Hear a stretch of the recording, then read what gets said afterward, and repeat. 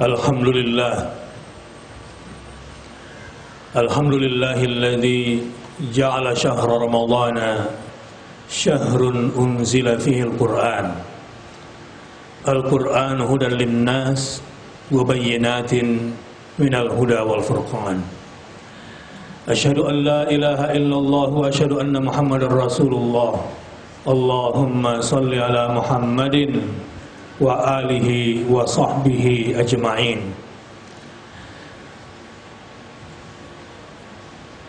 Ya ayyuhalladzina amanu taqullaha haqqa tuqatih wa la tamutunna illa wa antum muslimun. Sidang Jumat rahimakumullah.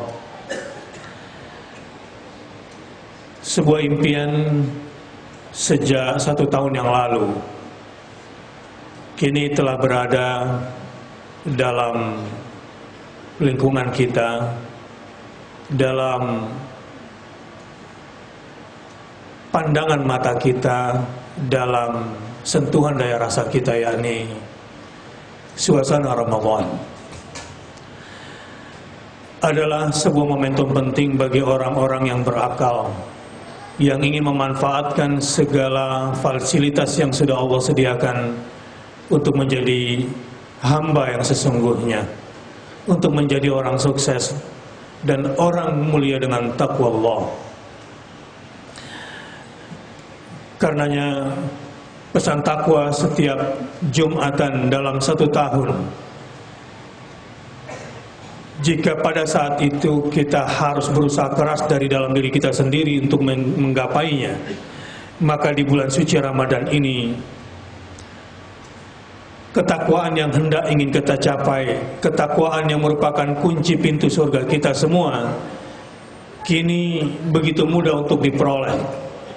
Kini difasilitasi oleh Allah Subhanahu wa Ta'ala, begitu besar sekali dari luar diri kita, dan kita ditolong oleh Allah Subhanahu wa Ta'ala dengan pertolongan yang luar biasa untuk keluar dari jeratan hawa nafsu, menjadi manusia bertakwa yang sesungguhnya.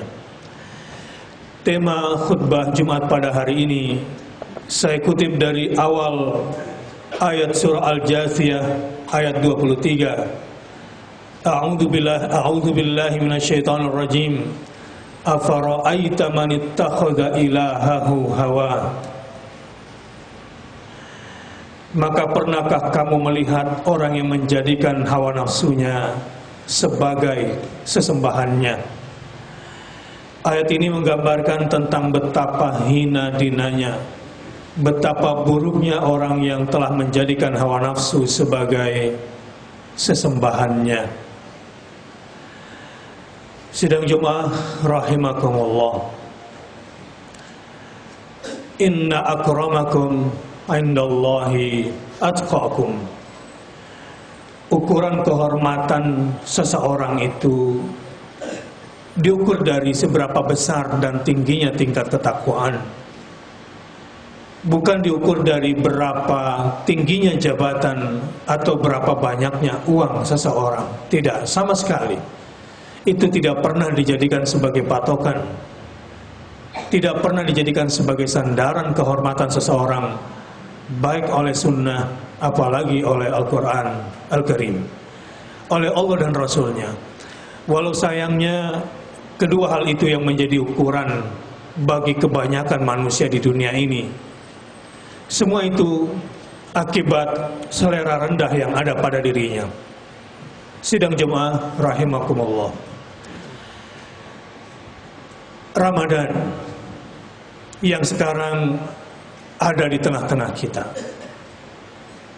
belum tentu kita mendapatkannya lagi tahun depan. Ramadan yang sangat istimewa ini, mungkin ini adalah yang terakhir bagi kita semua. Kesempatan untuk mendapatkan ampunan segala dosa seperti saat ini, mungkin kita tidak akan dapatkan lagi tahun depan.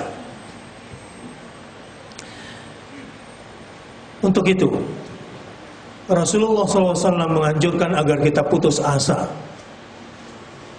Rasulullah menekankan agar kita putus asa. Putus asa terhadap apa yang di tangan manusia. putus asa untuk tidak berharap kepada apa yang dimiliki oleh makhluk. Sejak awal, sebelum putus asa di akhir, sebaiknya putus asa di muka.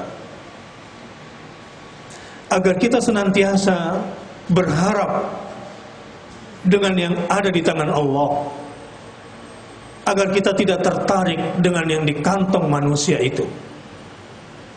Sejak awal, agar kita hanya bersandar dengan yang dijanjikan Allah dan tidak bersandar dengan yang ada di dompet kita atau di rekening kita atau yang kelihatan di materi di depan mata kita ini.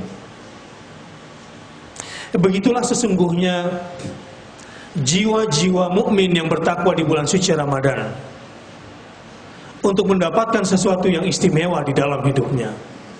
Sidang Jumat rahimakumullah. Proses penetapan syariat Ramadan ini unik sekali.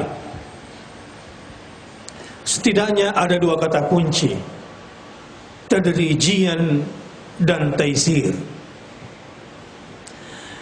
Orang-orang yang ingin menjadikan iman sebagai power jiwanya, orang-orang yang ingin menjadikan syariah, perintah dan larangan Allah serta Rasulnya sebagai rel kehidupan yang harus dilaluinya, sadar betul bahwa syariat shaum adalah sebuah sistem ilahiyah yang siapa saja jika dia berada di atas tracknya, berada di atas rel syariat shaum ini, insya Allah dia akan sampai kepada puncak kesuksesan, bahkan akan mendapatkan trofi kemuliaan di malam kemuliaan Lailatul Qadar. Sejarah penetapan Syahrul Ramadan sebagai Syahrul Siyam begini.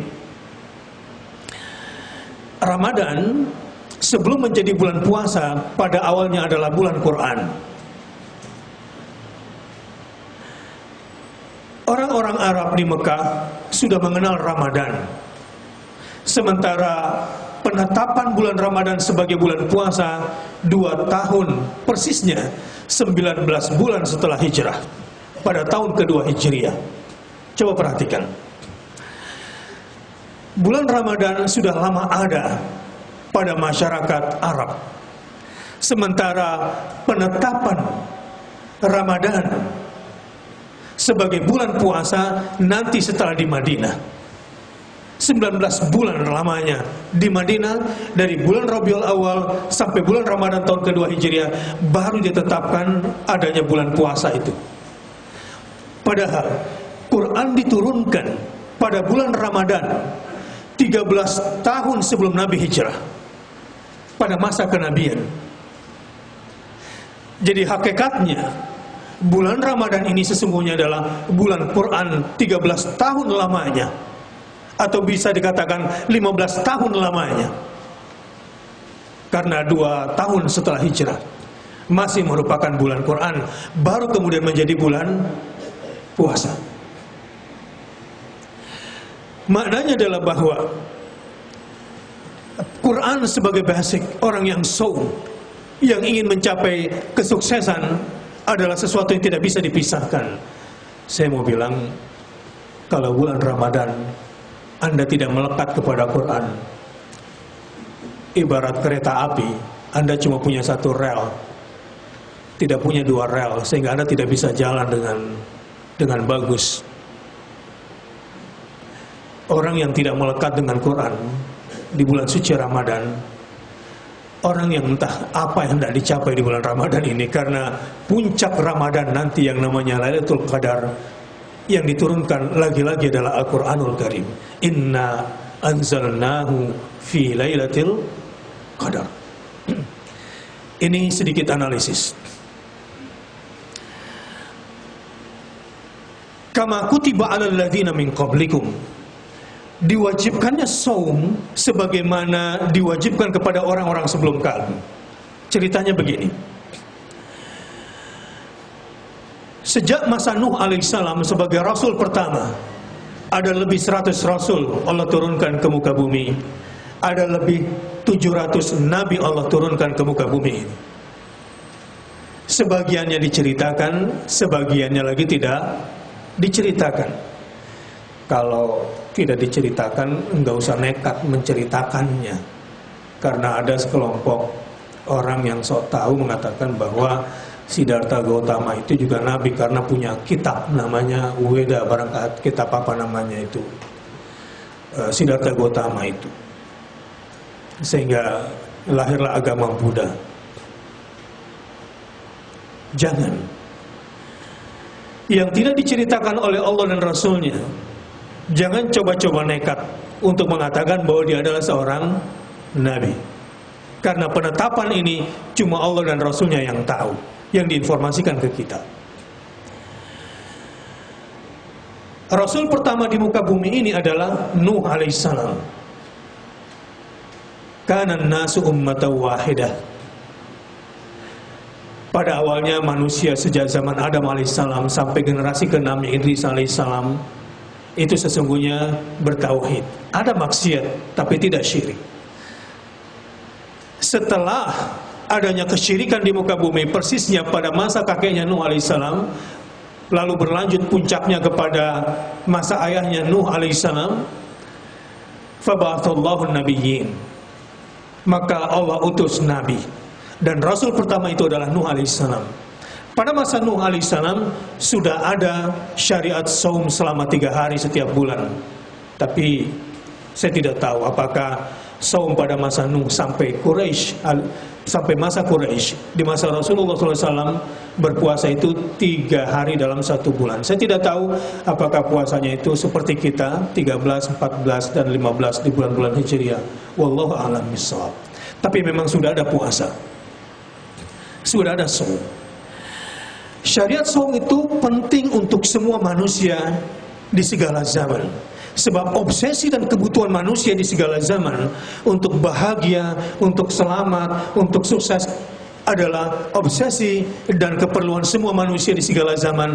Dan untuk bisa mencapai itu, manusia harus menggunakan kunci takwa. Dan untuk bisa takwa secara paripurna, manusia butuh yang namanya saum itu, dengan semua syariatnya.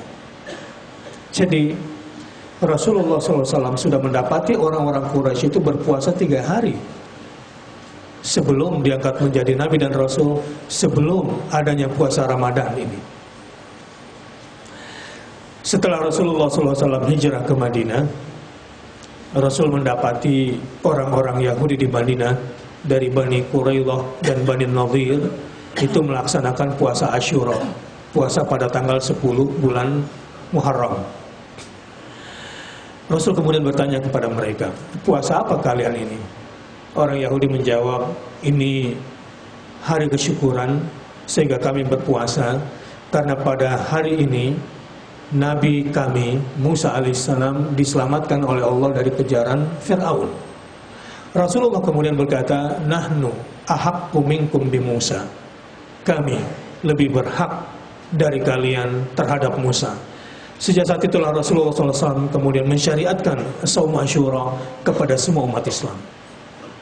Tapi belum turun kewajiban puasa Ramadan.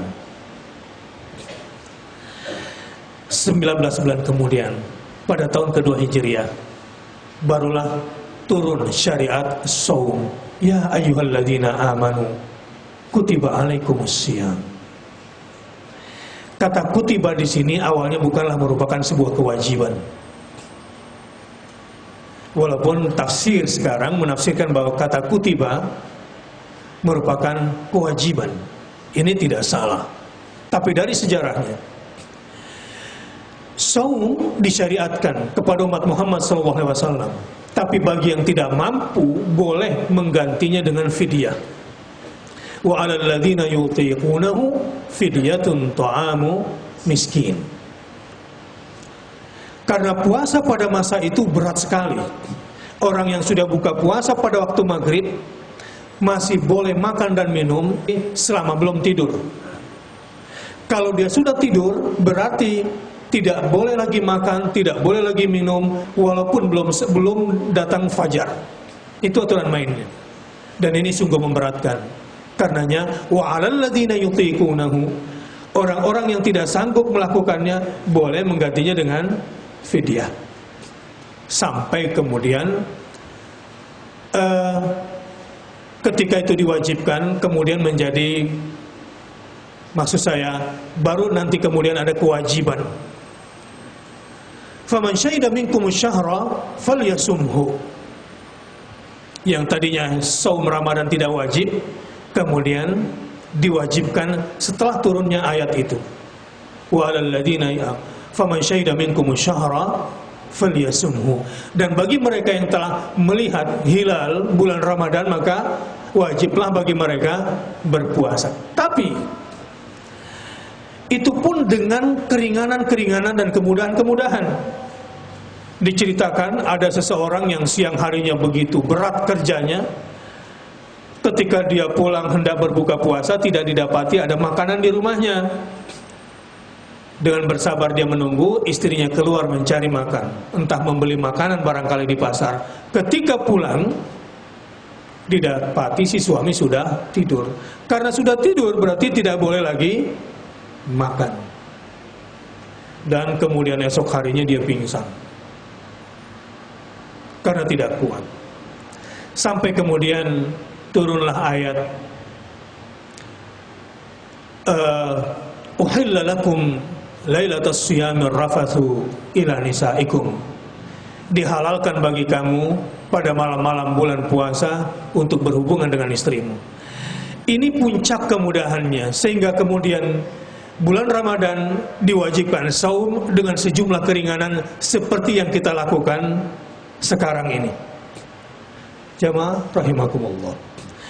Jadi dalam penetapan syariat saum ini penuh dengan rahmat Allah Subhanahu wa taala. Kenapa? Berproses. Ada tahapan. Disinilah bedanya syariah dengan syar'iyyah. Di Mesir sekarang sedang ribut. Konstitusi bahasa Arabnya itu syar'iyyah. Tetapi konstitusi Tuhan namanya syariah. Di dunia ini penetapan syar'iyyah atau konstitusi, undang-undang dan peraturan sangat jauh dari proses penetapan asy-syariah. Asy-syariah dipenuhi dengan kasih sayang Allah demi kebaikan kita. Asy-syariah ditetapkan melalui sebuah proses yang memudahkan manusia. Asy-syariah ditetapkan dengan pertolongan Allah Azza wa Jalla. Sementara asy-syar'iyyah atau constitution tidak. Kita bicara Indonesia dulu. Undang-undang apa di Indonesia ini yang tidak menjadi sarana komoditi, yang di situ tidak ada bayaran? Undang-undang menjadi sebuah undang-undang, aturan menjadi sebuah aturan, kadang tidak memperhatikan kondisi yang terjadi pada masyarakat sesungguhnya. Ada intrik, ada kepentingan asing, ada lobby. Undang-undang, keputusan seperti yang terjadi di Mesir misalnya, sebuah konstitusi penuh rekayasa dan hanya bisa ditetapkan melalui sebuah tekanan, pressure sosial, dan lewat senjata, kalau perlu dengan kudeta, maka lahirlah yang namanya asy-syar'iyyah atau constitution itu. Jadi kalau saya tanya kepada Anda lebih suka melaksanakan yang mana? Konstitusi atau syariah? Di dunia ini tidak ada konstitusi yang bebas dari kepentingan kelompok. Tidak ada konstitusi yang bebas dari kepentingan penguasa. Maka beruntunglah dari cerita tadi tentang saum ini, orang-orang yang tunduk kepada aturan Allah dan Rasulnya, karena setiap aturan yang Allah tetapkan, yuridullahu bikumul yusr wala yuridu bikumul usr.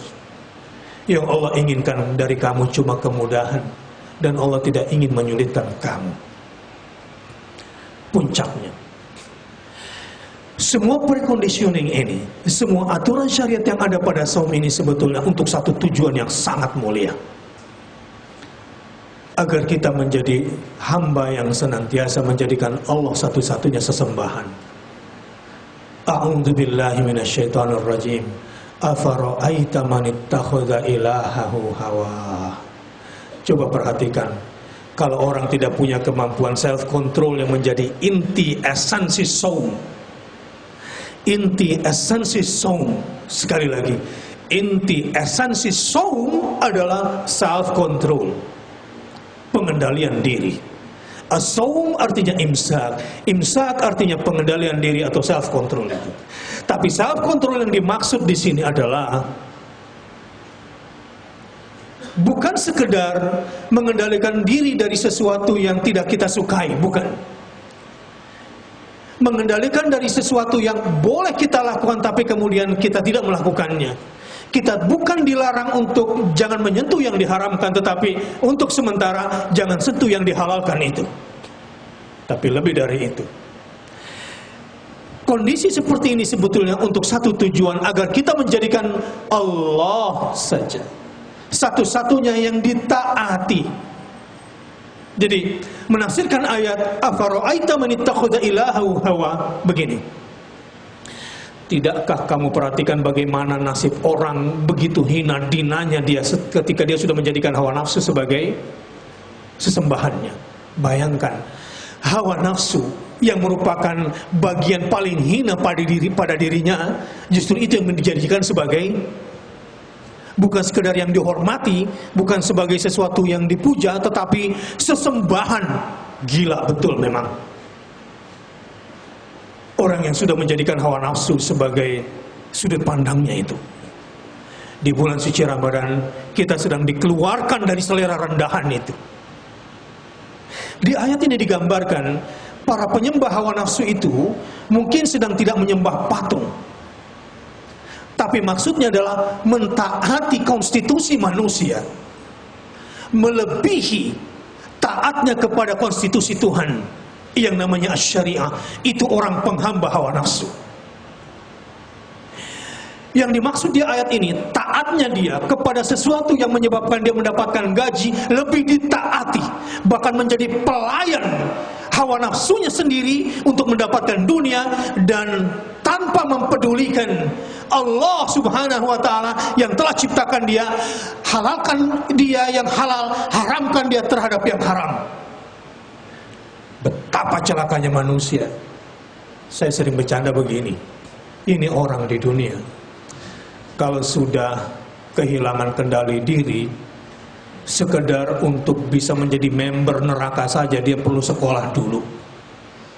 Agar bisa dijadikan sebagai penghuni neraka aja dia perlu kerja 3 bulan, gaji 80% dulu. Yang penting bisa diterima masuk neraka. Ada banyak kuliahan, sekolahan supaya bisa masuk neraka sebetulnya, karena dia melawan sistem Allah. Katakanlah misalnya, mohon maaf, untuk bisa menjadi pelayan minuman keras di sebuah kafe atau di sebuah diskotek, dia harus kuliah dulu nggak? Ada sekolahannya nggak? Menjadi seorang bartender. Anak-anak muslim berapa banyak yang melakukan itu? Padahal pemetik anggurnya, pemerasnya, transportirnya, sama penyaji dan pemabuknya, sama semua dosanya. Untuk menjadi seorang pelayan di sebuah hotel mewah, di pesawat, agar bisa menyajikan champagne kepada penumpang, perlu sekolah dulu enggak? Kasihan manusia ini. Sekali lagi saya ingin katakan begini, yang kalau cari kerjaan yang bikin Anda masuk surga. Bilang sama anak-anak Anda, nak, kerja itu berat, kerja itu susah. Cari kerjaan yang bikin kamu masuk surga. Betapa banyak manusia di dunia ini kerjaannya hanya kejahatan, kelihatannya keluar pakai mobil, pakai dasi, jabatannya tinggi, tapi otaknya bagaimana caranya membobol dana abadi umat, bagaimana caranya mendapatkan dana Pemda yang ini, bagaimana caranya bisa mendapat bagian dari BLSM punya orang miskin, bagaimana caranya orang yang seperti ini, kata Buya Hamka, kerjaannya setiap hari kejahatan terus. Apa bedanya sama pelacur? Jangan sweeping kami praktek prostitusi menjadi pelacur ini kan supaya kami juga bisa lebaran nanti, bisa beli baju buat anak-anak kami. Inna lillahi wa inna ilaihi rajiun. Betapa nistanya manusia kalau sudah menjadikan hawa nafsu sebagai sesembahannya. Sidang Jumat rahimakumullah, kira-kira bersyukur enggak kita disyariatkan puasa ini? Berterima kasih nggak kita sama Allah dengan semua sistem yang ada pada bulan suci Ramadan ini? Allah, terima kasih Allah. Alhamdulillah Allah, Engkau telah syariatkan saum. Ya Allah, ini kami, salah satu hamba-Mu yang mendapatkan ampunan atas semua dosa-dosa yang pernah kami lakukan selama ini. Ya Allah, tapi ternyata berat sekali untuk ikhlas murni karena-Mu. Engkau sendiri yang memberikan balasan atas pahala puasa ini, karena cuma Engkau yang tahu apakah kami melakukannya ikhlas karena-Mu. Cuma Engkau yang tahu apakah kami melakukan ini murni karena-Mu atau tidak. Engkau sendiri yang memberikan balasan, karena cuma Engkau yang paling tahu seberapa besar ibadah yang kami lakukan. Sidang Jumat rahimakumullah, mudah-mudahan Anda termasuk orang yang terpilih untuk mendapatkan Lailatul Qadar setelah mendapatkan ampunan dari Allah Subhanahu wa ta'ala. Barakallahu li wa lakum fil Qur'anil Karim, wa nafa'ani wa iyyakum bima fihi minal ayat wa dzikril hakim, wa taqabbala minni wa minkum tilawatahu innahu huwal ghafurur rahim.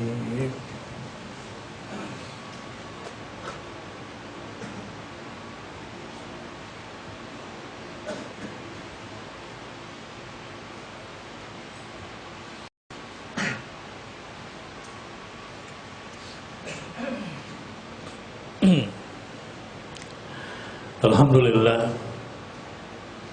alhamdulillahilladzi ja'ala syahra ramadhana syahra as-siyam wa syahra al-qiyam lil mu'minina al-muhtasibin. Asyhadu an la ilaha illallah wa asyhadu anna Muhammadar Rasulullah. Allahumma shalli ala Muhammad wa ala ali Muhammad.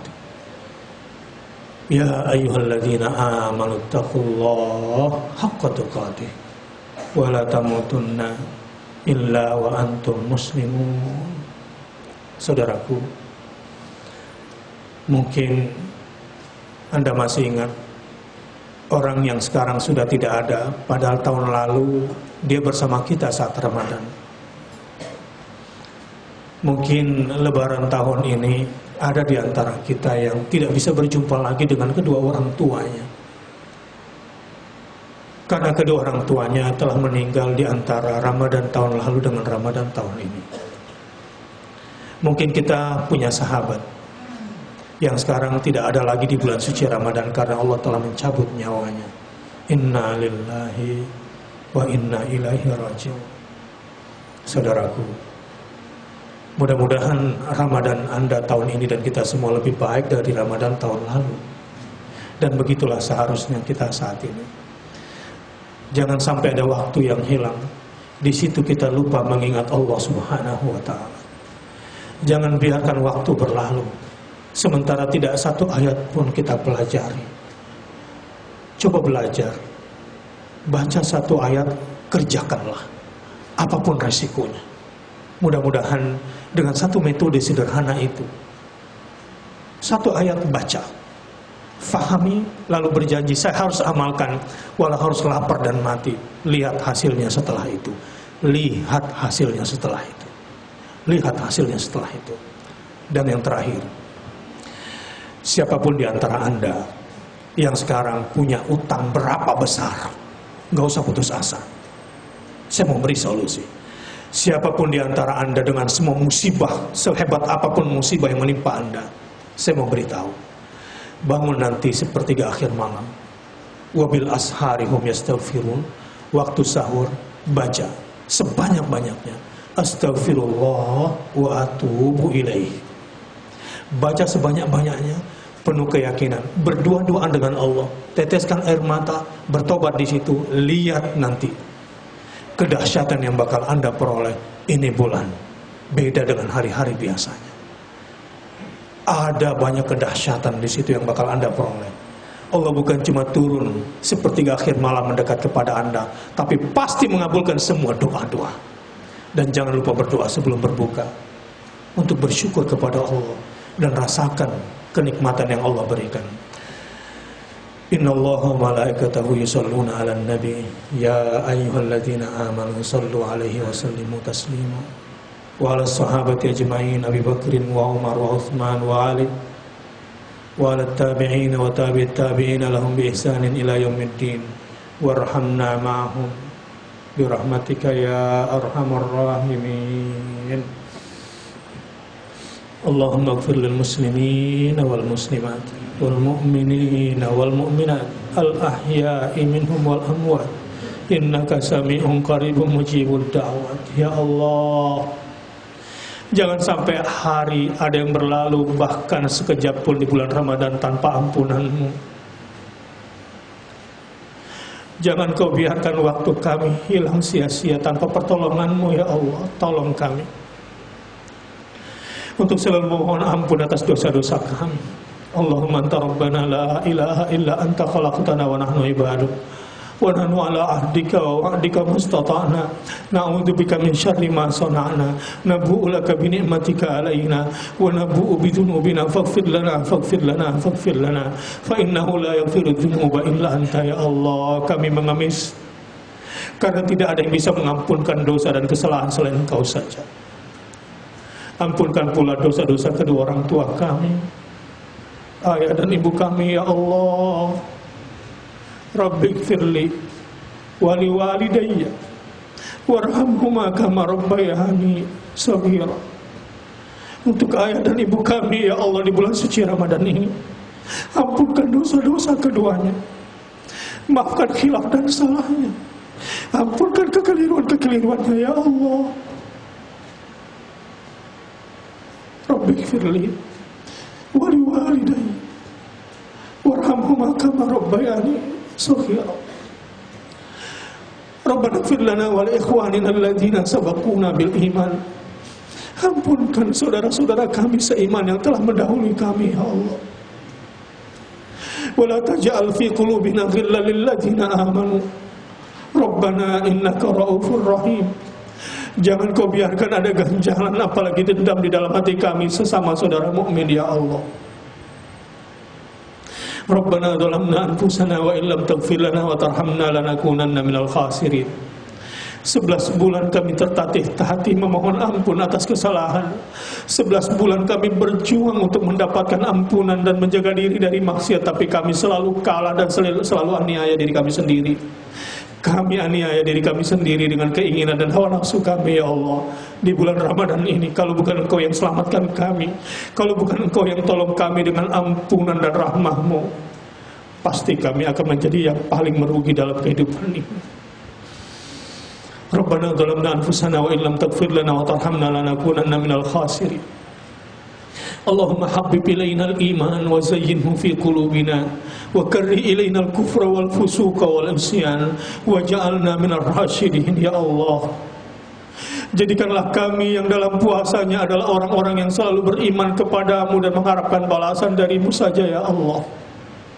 Mampukan sekujur tubuh kami untuk lentur ruku dan sujud sebanyak-banyaknya kepadamu di bulan penuh rahmat ini ya Allah. Ringankan kami untuk membaca Quran dan mentadabburinya di pertengahan siang dan di pertengahan malam. Lenturkan lidah dan bibir kami untuk senantiasa berzikir kepadamu ya Allah. Allahumma a'inna ala zikrika wa syukrika wa husni ibadatik. Rabbana taqabbal minna innaka antas samiul alim wa tub alaina innaka antat tawwabur rahim. Rabbana atina min ladunka rahmah wa hayyi' lana min amrina rasyada. Rabbana atina fid dunya hasanah wa fil akhirati hasanah wa qina adzabannar. Ibadallah, innallaha ya'muru bil adli wal ihsan wa ita'i dzil qurba wa yanha 'anil fahsya'i wal munkari wal baghi ya'idzukum la'allakum tadhakkarun. Fadhkurullahal 'azima yadhkurukum washkuruhu 'ala ni'amihi yazidkum wa la dzikrullahi akbar wallahu ya'lamu ma tasna'un.